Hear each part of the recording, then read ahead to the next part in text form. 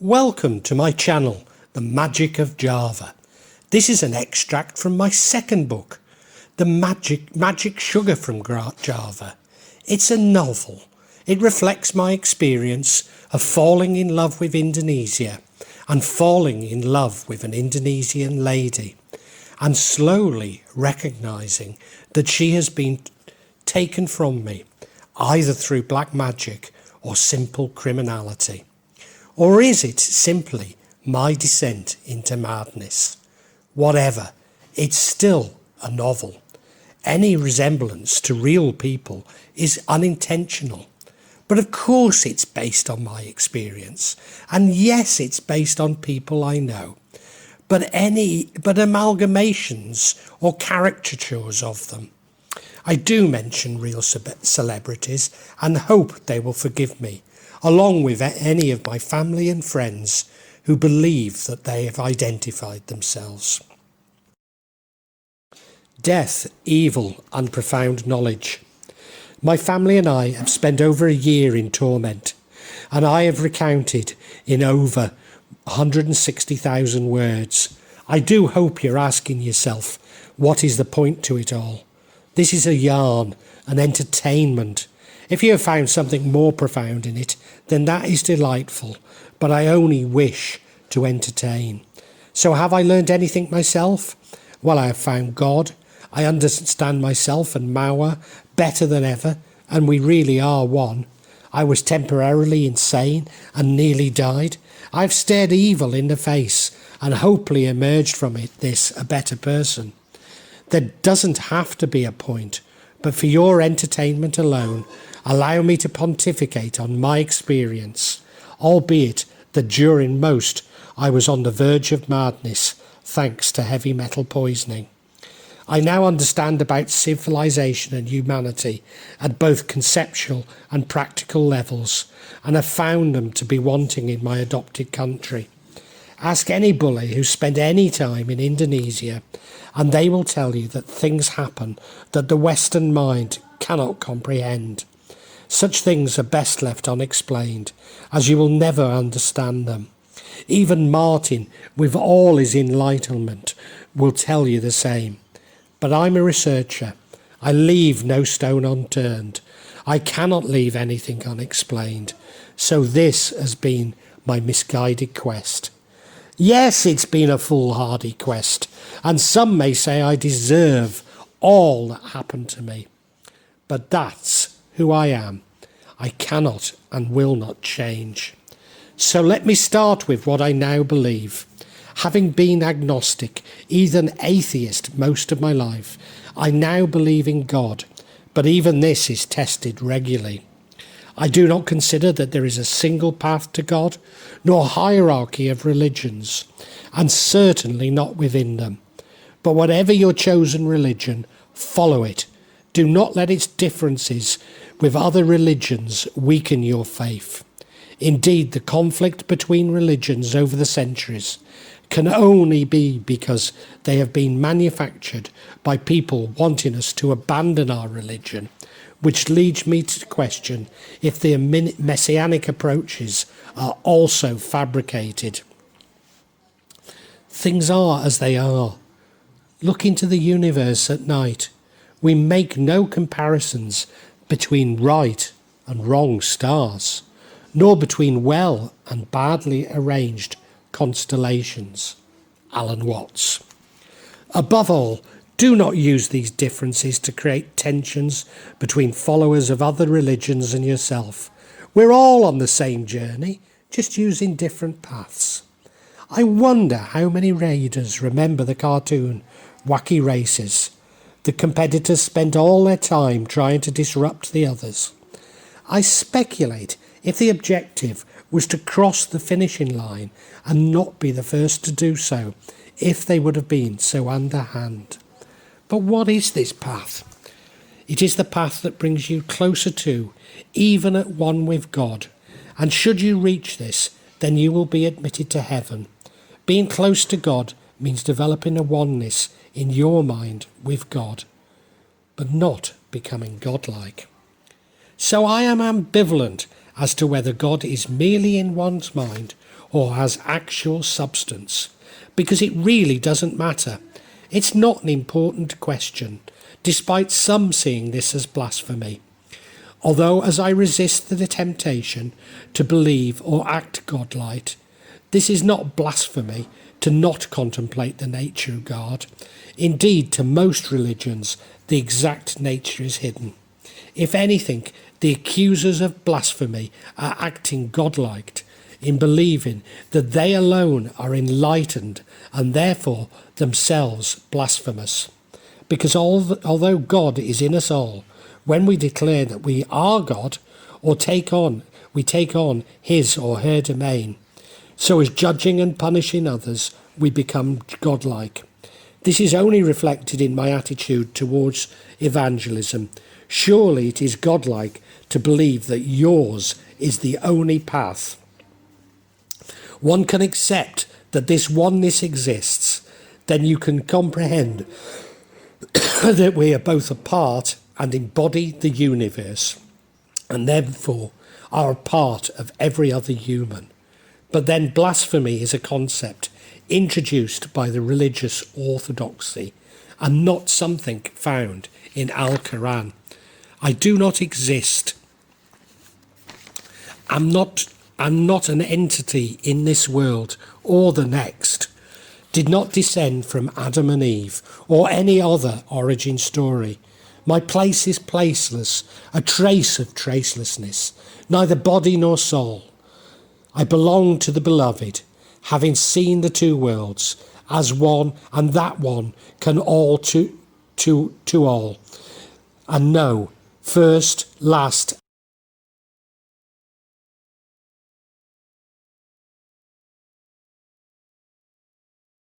I did not used to believe in good and evil in any religious sense, dualism, but now know both to exist on the same continuum. After all, without evil there is no free will, but the word evil is used far too frequently to simply mean very bad. Acts can be evil in themselves, but only become truly evil when they are pursued simply for the sake of evil. And it is this sake of evil which really embodies evil. I cannot be entirely certain about the devil, Iblis, angels and jinns, and still feel that they may simply be constructs which allow us to better understand God. But I also believe that any object, whether real or imaginary, if deified, can take on what seems to us like reality, even seem powerful to us. Indeed, I believe the strength of this divination to rest on the mass of regular and repetitive worship, hence the importance of me praying 5 times a day at the allotted time. Each time I pray, its powers become strong within my mind, in confirming my submission to Allah, and in the combined strength of past generations' veneration of Allah. This may also be in the mind. In fact, it almost certainly is. But whether the mind can pick up some residual energy from deification, I really don't know. But it seems to me that the devil does play an important part in spreading evil throughout our world. You see, messianics of all religions, in labelling practices evil, black magic, and the work of the devil, create fear amongst their followers.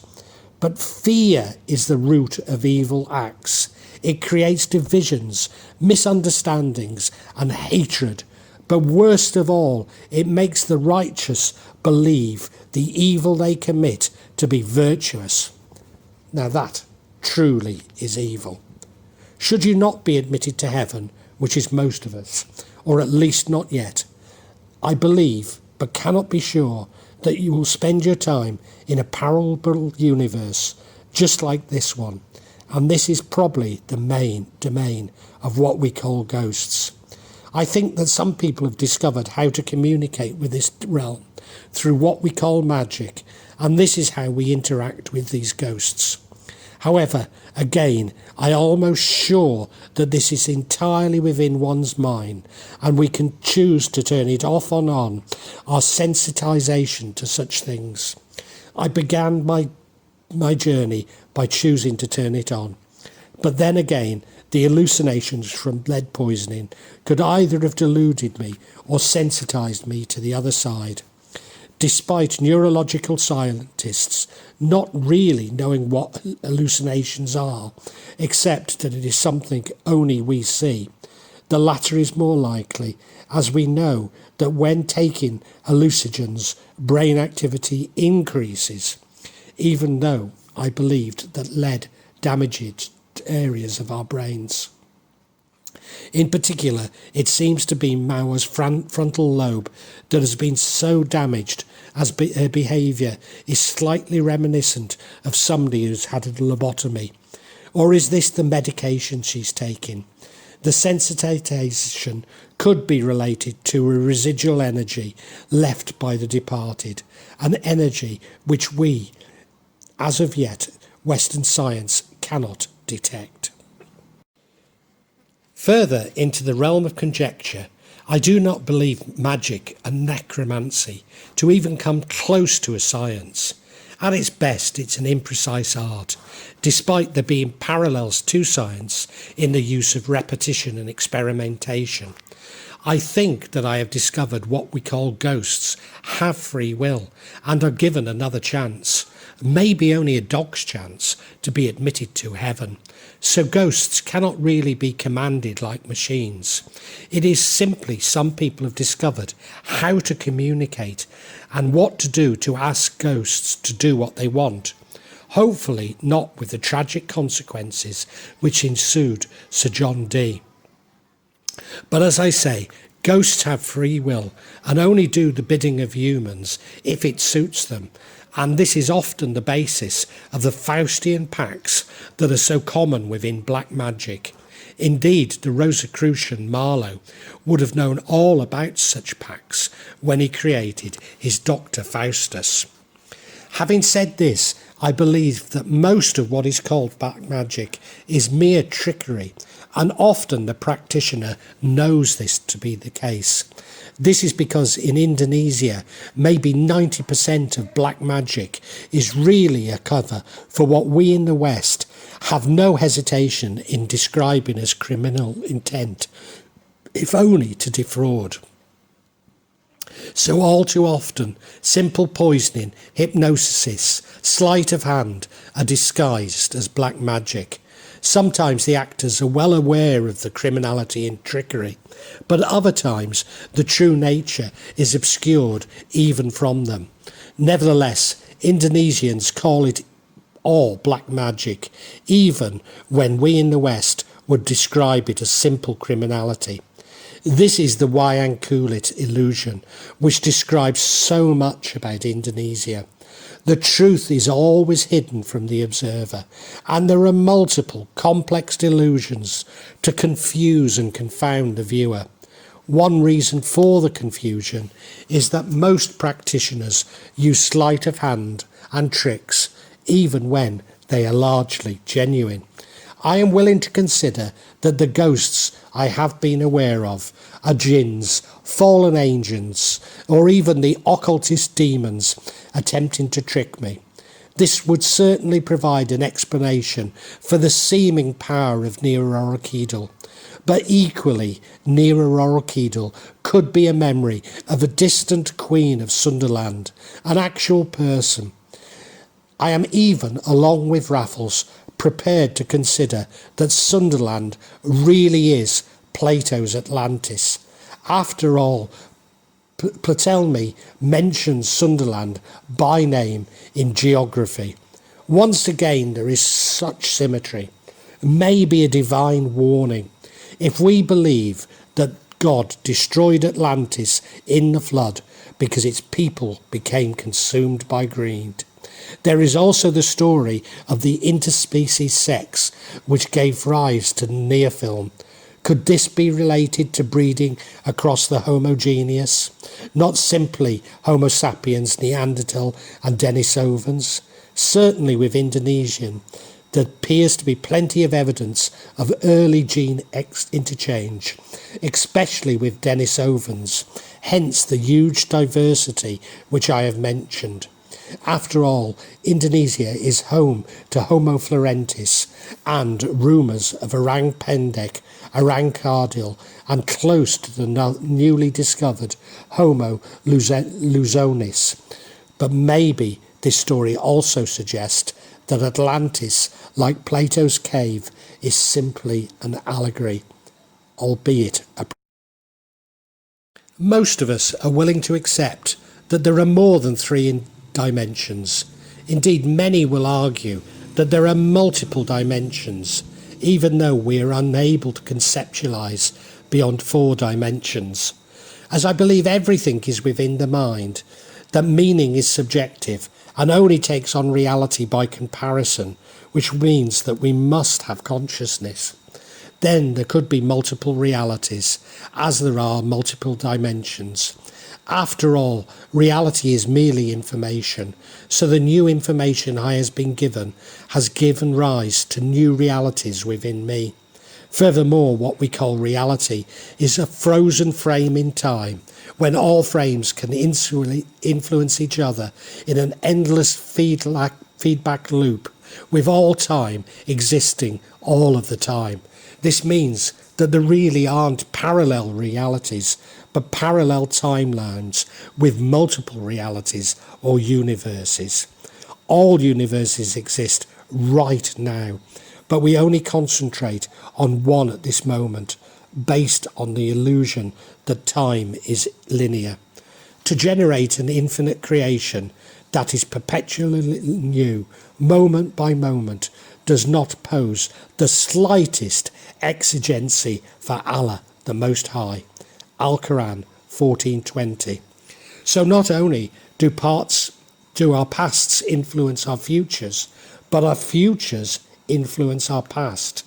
Now, if we believe that we have free will, and then we are able to shift our realities and therefore our futures. So what we can see as reincarnation is simultaneous within our own universe. It is simply another universe which we are able to experience. Nevertheless, we are often bound by our circumstances, not questioning our destinies, unable to truly express our free will. Like Indonesian policymakers who seek to force high-value tourists to spend their tourist dollars where policymakers want them to, rather than making the most of assets like Gunung Padang, we all too often attempt to halt natural rhythms rather than work with them to achieve our goals. If there are multiple realities, then presumably some would contain jinns and demons. The reason for my remaining scepticism is simply that I do not know how I was brought up to think, whereas Mawa thinks differently to me, as her upbringing was so different. So my realities do not include such things, whereas Mawa's do. There is so much more non-committal on the substance of ghosts of formerly living people, at least behaving as I have seen them. Mawa's uncertainty reflects Indonesians' rather contradictory attitudes towards ghost, ancestor worship verging on necromancy, reincarnation and possession, which are deeply ingrained with Indonesia and an indication of the animistic Hindu and Buddhist past. But as Muslims, Indonesians hold the view of what happens after death, which is remarkably like Stanley Spencer's resurrection. That is, we remain in our graves until the day of judgment. We can construct our own realities. Yes, this borders on what we call madness, but that's the point. Being able to control our thoughts, and you're moving between conscious and unconscious without alerting the concern of others. Understanding these concepts, whether via quantum physics, religion, or black magic, is all about how far you are willing to conceptualize before it affects how others perceive you. Indeed, the definition of madness is someone a psychiatrist believes is mad. Poor Mauer has already managed this, and I came very close. Though free will is something of an illusion, a post-incidence rationalisation following an impulse from the brain, all too often based on a self-interested store of excuses. Nevertheless, it is an illusion which we must hold on to, as the meaning of free will is choice, whose perceptions form information, including our own consciousness. I have to say, there is little else I believe in, but then, like so many bullets, I now choose not to contemplate more. I tend to believe the most incredible events which occur under the name of black magic are either simple illusions or placed in the mind, possibly by hypnosis or telepathy. If any have any substance, I am more or less convinced that this is the work of necromancy, and nothing else called black magic is real, or not in the sense of my Western objectivity, an elevation of the truth, which I still adhere to, despite having been greatly challenged in my views. In fact, I have to admit that this Western objectivity has been completely destroyed along with every axiom. So my realities are different to Mauer's and different to Branwell's, because we all have different realities. There is no absolute truth in the Western objectivity sense of the word. There are no universal axioms. So what makes something true? Of course, truth is based on our comparison and becomes collective when more people are convinced of it, just as deities take on reality with deification. Whenever you find yourself on the side of the majority, it takes time to reform or pause and reflect. Mark Twain. Indonesia's ontology is different to that of the West, and in this much Indonesians are correct. They do stand out from most of the rest of the world, which has been imbued with Western hegemony. This Western hegemony is no longer so much transmitted through culture, although this continues to have a fundamental role, but through science. Perhaps this is best illustrated through the social science of economics. The basic assumptions behind economics is that we live in a world of scarcity, and therefore all its concepts and algorithms focus on the distribution of scarce resources. But this is a camera obscura of the natural abundance of the world in which we live. Indeed, the role of culture is much more about creating the illusion that approval-seeking, feeding our desire for the ephemeral, is a meaningful endeavour. All too often I have argued with artists who claim that marketing creates a desire for products we don't need, that are even harmful to us, without ever considering that without culture, marketing could not even come close to achieving this.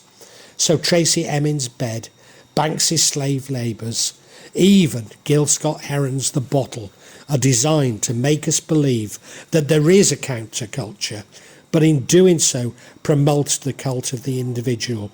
Consuming our countercultural icons only sinks us deeper into perpetuating the crimes of self-interest. Indeed, the role of culture is to disguise the overpowering hegemony of the dominant belief system. Can we even believe that these artists are working completely independently? Science is only science and objective because enough people believe it is and are willing to incorporate it into their realities. Another egregore. So whilst culture can challenge beliefs and create new ones, they are ruthlessly policed by science. To a large degree, however, I use the word science to mean what Newtonian science has become, with its materialist assumptions, as quantum physics is rapidly moving into the fields that I'd previously been the preserve of religion and occult. Ironic that Newton himself was an occultist. But I have argued that the scientific method, and therefore science itself, are somewhat abstract in Indonesia. Like Christianity has for Nietzsche destroyed itself by promoting an absolute truth, then so have I.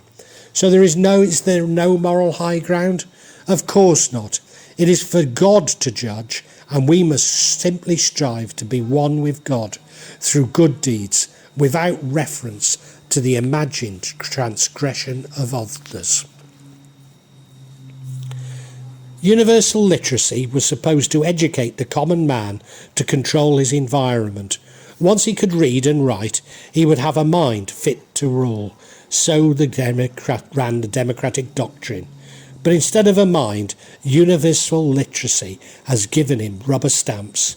Rubber stamps inked with advertising slogans, with editorials, with published scientific data, and with the triviality of tabloids and the platitudes of history, but quite innocent of original thoughts. Edward L. Bernays in Propaganda. Interestingly, as we evolve, the human brain is shrinking. Yet over recent years, we can show IQ to be increasing. And there is some evidence of an optimal brain size, that increasing the size makes it less efficient. Nevertheless, this also appears to show that we are increasing our ability for abstract thinking, but losing the ability to complete many practical tasks. Jos, my maternal grandfather, was a thatcher, but how many could make a thatch today? We live in societies where we rely on others for so much, enable us to specialise in narrow fields.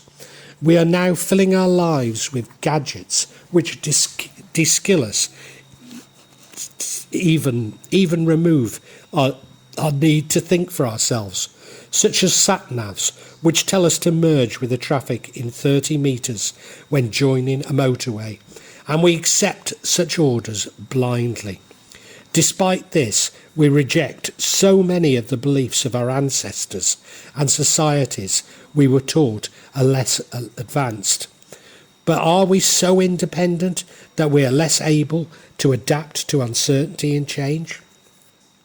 In fact, using evolutionary game theory, fitness performs significantly better than truth-seeking strategies.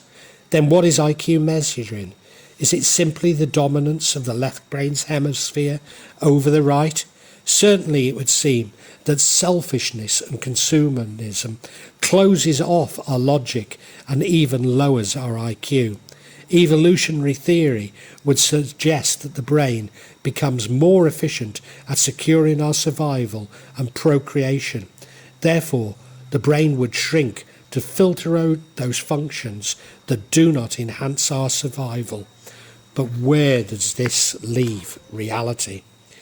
We see indirectness as a sign of being cultured, and are less happy when the French pass off fizzy wine, leather bags, and oils mixed with alcohol as luxury items. Less so when we discover their duplicity in statementship. Or is this simply our misinterpretation of their negativity? But exactly how did luggage for a dirty weekend in Blackpool go from being somewhere to store a clean pair of underpants to a luxury item? The Javanese are even more indirect. I once paid for the clan from up the mountain to attend a circumcision party, but we arrived a day late, as despite the invitation stated it was on Friday, using the Gregorian Javanese days and the date. It is a tradition to attend the day before, or at least that's what they tried to convince us. Somehow it would have been more believable if the tradition was to arrive a day late. But alas, a good many Javanese are neither educated or clever, and their deceptions are only too obvious. Not that deters them. Indeed, what separates humans from animals is our ability to deceive others. Or is it a desire to deceive others? But to this northern Brit, I value directness. and hate double-dealing, disloyalty and indirectness. The human race is not a mistake, simply mistaken. So how can Mauer and I have made so many predictions which have come true, whether through prayer, dream, possession or simple divination? I believe this occurs when the subconscious mind has come to the fore and pieced together information the conscious mind did not even register. It is this subconscious mind which has revealed ghosts to me, whether this means they exist or the subconscious mind has just picked up on small clues of a past life or the energy I talk about, or have I become able to glimpse into future realities as my current reality was so tested.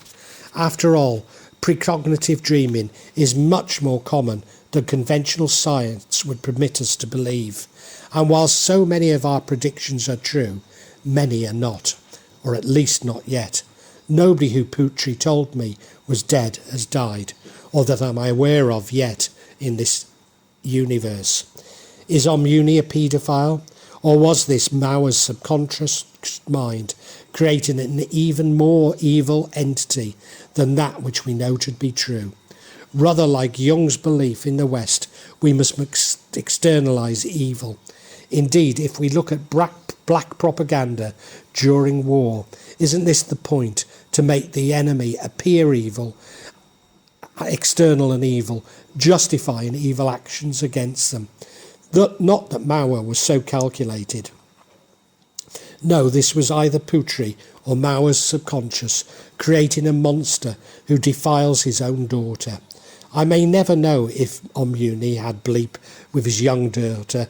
Certainly I have no evidence that he has, nor that he did with Mina, and is better not contemplate it, and certainly not to evoke the image.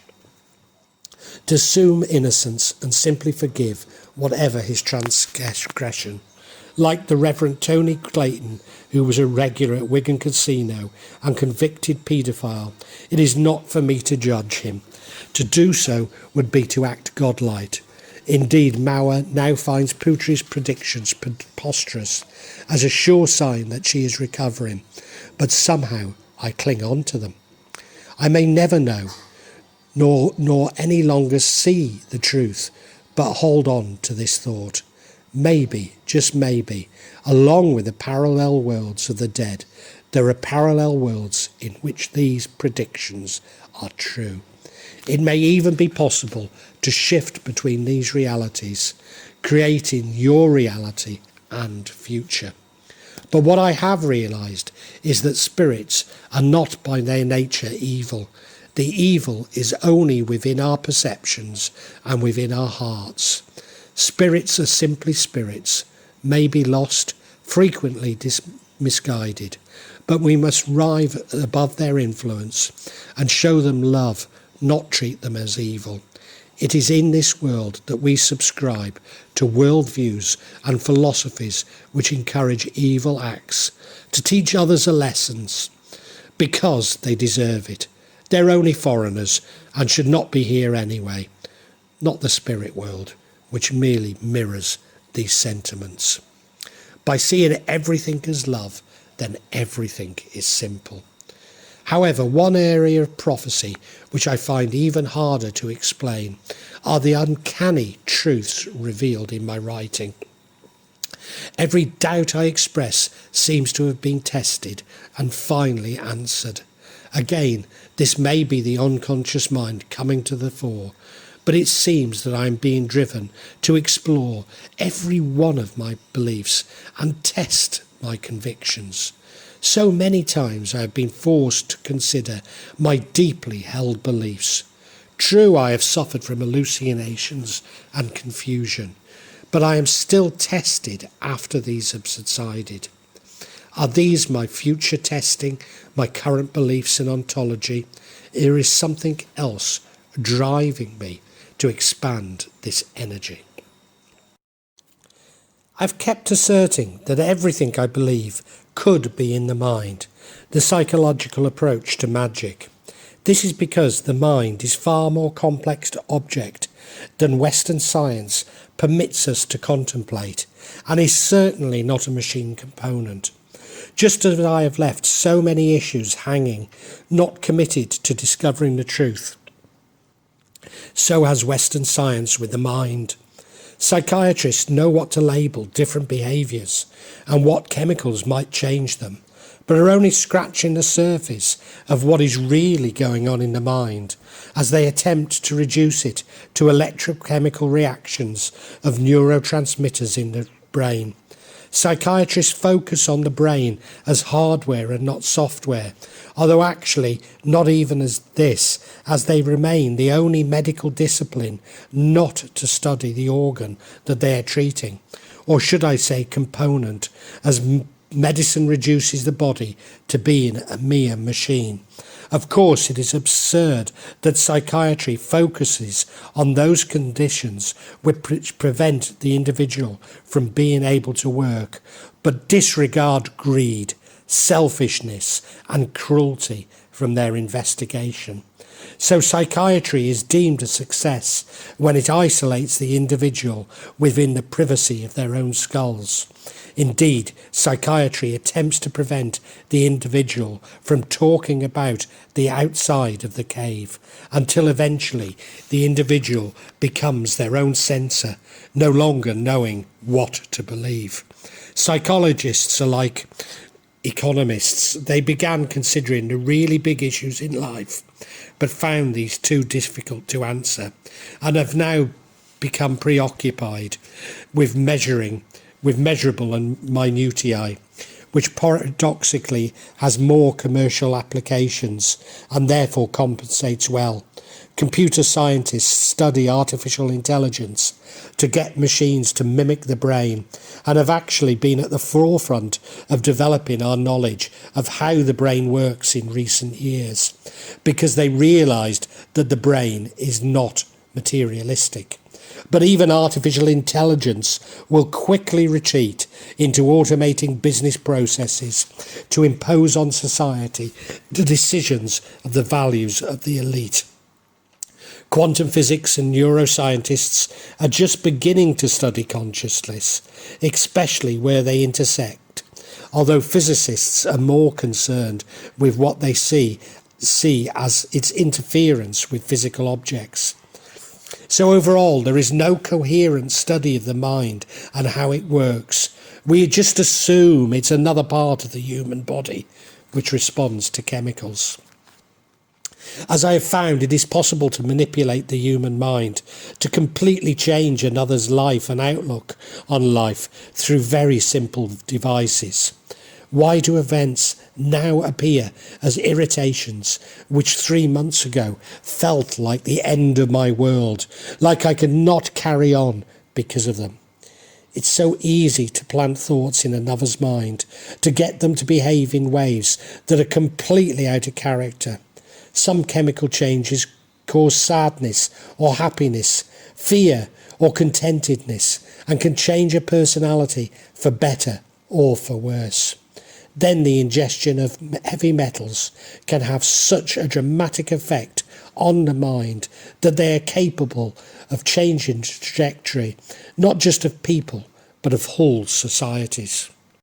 In fact, although our conscious reality is simply information from inputs via our senses, which are far from complete, and our brain activity makes assumptions and predictions based on this partial information, all too often these assumptions are fallible, but rarely do we even recognise this. So our brain is generating controlled hallucinations of our conscious reality. Then what I call the hallucinations I have experienced are every bit as real as what we call reality, as they're all hallucinations. Lead poisoning may simply have minutely affected the brain's ability to make assumptions and predictions, or affected the input from the senses. In fact, the way in which lead poisoning appears to have affected the ability of my brain to communicate with my legs suggests that it is simply a part of the brain's function was switched off. If the doors of perceptions were cleansed, everything would appear to man as it is infinite. For man has closed himself up till he sees all things through the narrow chinks of his cavern. William Blake, The Marriage of Heaven and Hell. In quantum physics, we can only identify particles in a particular place if we attempt to measure them. So they only become real if we observe them, i.e., they change from a probability wave to being matter, and this is known as the measurement problem. It is as though our universe is rendered immediately prior to us experiencing it, as if in a computer game. So the answer to the philosophical question, if a tree falls in a forest and no one is around to hear it, does it make a sound, is no. This means that our reality is only reality if somebody observes it, and that there has to be near infinite realities to avoid wave function collapse. Yet we have no right to assume that any physical laws exist, or if they have existed up till now, that they will continue to exist in a similar manner in the future. Max Planck, The Universe in the Light of Modern Physics. Further experiments with particles using the same double-slit experimental design appear to show that human consciousness can affect the behaviour of these particles, not simply affect them, but sometimes outside of 5 sigma probability, i.e. highly significant. This interpretation is challenged by some scientists, but it seems to me that the only other explanation is to do with the timeline, and that time is non-linear, or the interplay of time and space. Whilst it is hardly comparable to my childhood memory of moving objects with my mind, it does suggest that my experience may be more than simply a false memory or a dream. The phenomenon had always been at the core of the beliefs of the Sufis, who seek to explain the paradoxical aspects of reality. Over the last century, science converged with it. This would go some way to explaining why so many experiments in parapsychology are inconclusive, for when observed, the Newtonian rationalism of the experimental design would re-emerge, possibly reflecting the unconscious expectations of the researchers. But when I was taught physics in the early 1970s, Max Planck was never mentioned, and in every subject a Newtonian logic was assumed. Although I do recall the physics teacher saying that what we were being taught was a simplification that would be modified at universities. Many New Age followers believe this Newtonian hegemony to be a conspiracy by the ruling elite to keep ancient knowledge to themselves. I no longer discount such theories, but have been trained to see conspiracy theories as the realm of the insane. Why would there be such a conspiracy? Well, if everything is in the mind, then our consciousness creates our reality, and this consciousness is affected by our beliefs. So our reality is constrained by our beliefs in the reducing valve we call our brain. For so long I have carried with me a Newtonian materialistic view of the universe, which blocks out these seemingly incredible experiences I had as a child. But once I began to question the universe, I began to gain some of the... I do recall an animated conversation with Brian Cox in the George in Soho. This was long before he was awarded the World of Leather chair in particle physics. It was during this conversation that I was introduced to the wave-particle duality and the measurement problem, Heisenberg's uncertainty principle, Schrödinger's cat, how the universe was made up of green burgers, Higgs champagne, the unfortunate inequality of Bell's, black-body radiation, and that the Milky Way was really an omelette and not a chocolate bar after all. He ended the conversation with the reassurance that thanks to science, things can only get better, and briefly they did, so much so that we missed the end of our universe. Or was that Al Mackenzie, Nah, he had a Chaddy accent, or at least that's how I remember it. Surely, what we call reality follows particles. It only exists when we observe it, and then jointly share this observation. Or in terms of how we currently understand it, there is no reality. So what we perceive to be real are simply vibrations until we observe them. Perhaps the real question is not why I've experienced so many things outside what others believe is reality, but why don't more of us? Is it possible that we constrain our consciousness to enable us to interact with others and to integrate into society? As already mentioned, hallucinations increase brain activity rather than reduce it.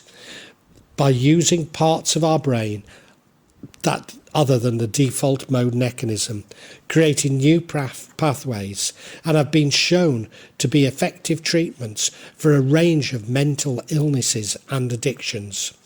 After all, without the illusion of space and time, we would be completely unable to function in what we believe is reality.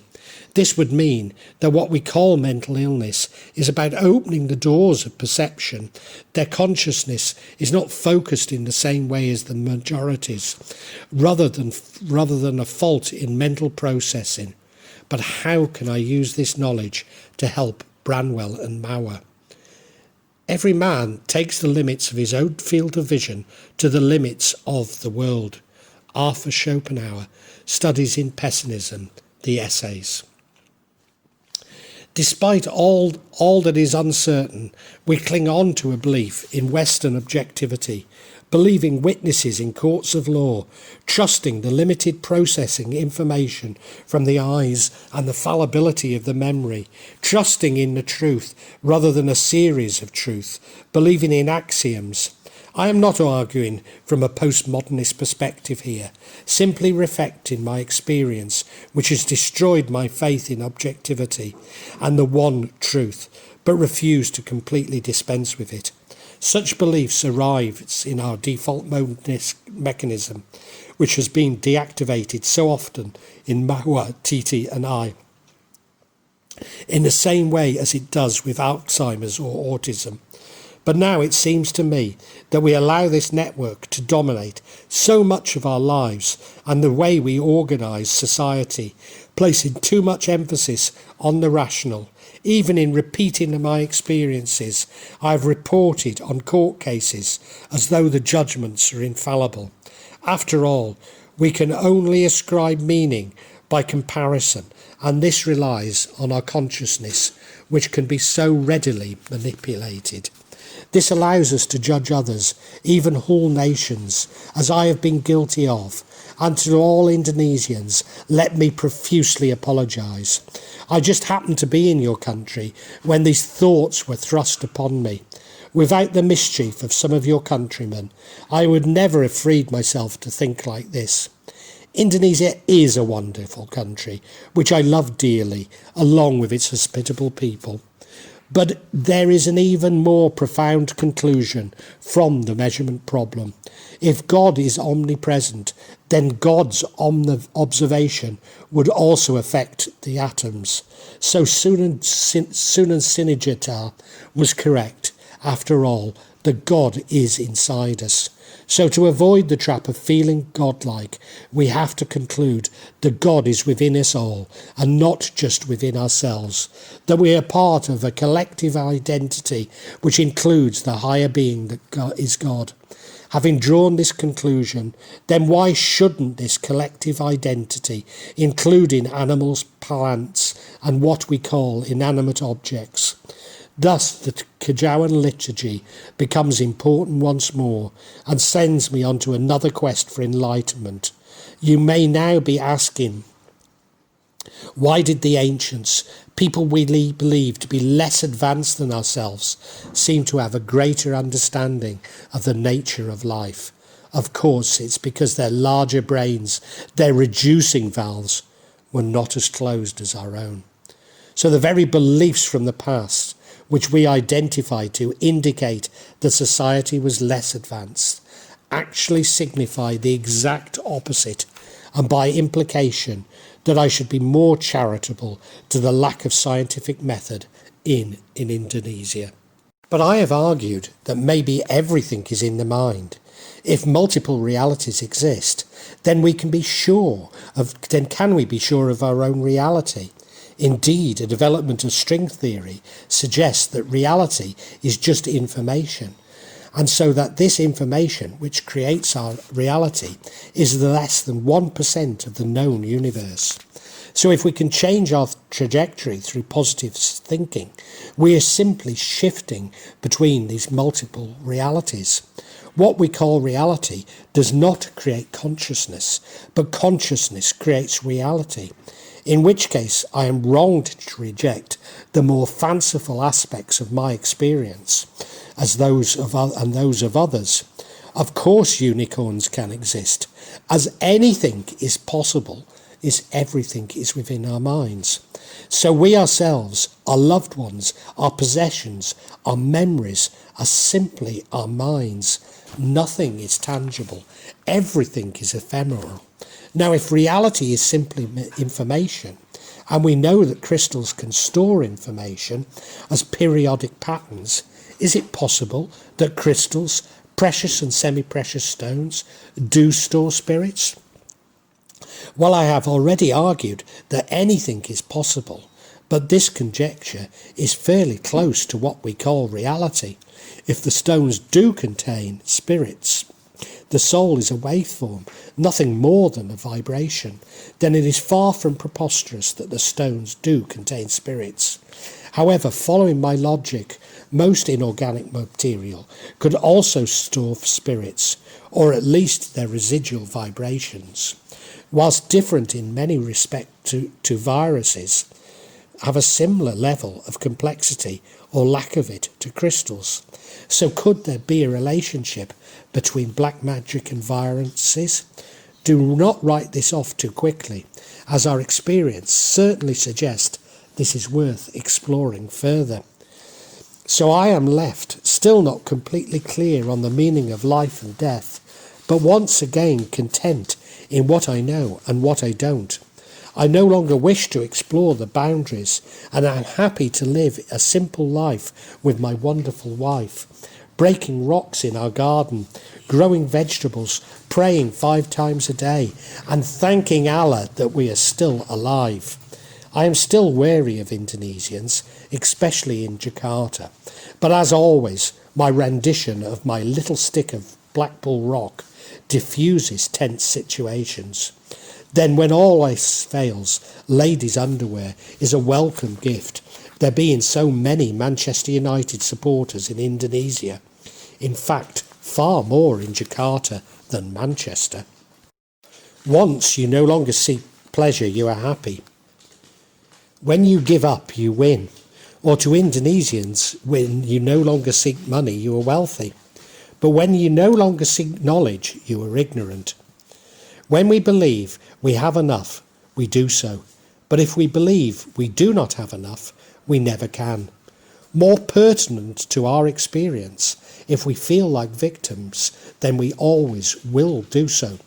But if we feel in control over our lives, then we have. We all have a choice between fabricated scarceness and an abundant reality. There is a massive system to convince us otherwise and reward us for believing with its empty materialist promise. A Western education encourages us to see the boundaries between good and evil, life and death, sanity and madness as distinct. I have learnt these to be far from true. If anything, they are poles on the same continua. I mean no harm. I simply seek knowledge and to share my journey with you. Well, that's the end of my book, Magic Sugar from Java. I do hope you've enjoyed it. I have another book to upload shortly, which I hope to do so in about a week, but bear with me if it takes a little longer. However, if you really want to keep aware of what's happening, please subscribe to my channel, and I think you have to hit the bell or something like that as well. But really, thank you so much for listening, and thank you for your support.